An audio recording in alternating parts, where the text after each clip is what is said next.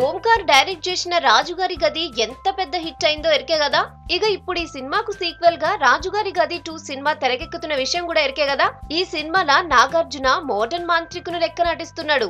ఈ మూవీలా సమంత కూడా యాక్ట్ చేయడుతోని ఈ మూవీపై అంచనాలు అమాంతం పెరిగినాయి. సమంత ఈ మూవీలా గ్లామర్ రోల్ చేస్తుందా లేకుంటే వేరే ఏదైనా డిఫరెంట్ రోల్ చేస్తుందా అనే డౌట్స్ మస్తుగుండే.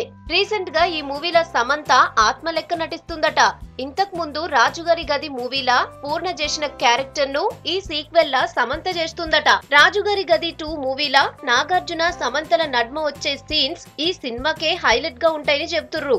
ఏమైనా ఇప్పటి వరకు గ్లామర్ పాత్రలతో ఆడియన్స్ ను మాయ చేసిన చుల్బులి ఇప్పుడు ఆత్మ లెక్క గామెకు కాబోయే మామను సిల్వర్ స్క్రీన్ పై ఏ తీర్ల భయపెడతదో చూడాలంటే రాజుగారి గది 2 రిలీజ్ వరకు వెయిట్ చేయాల్సిందే.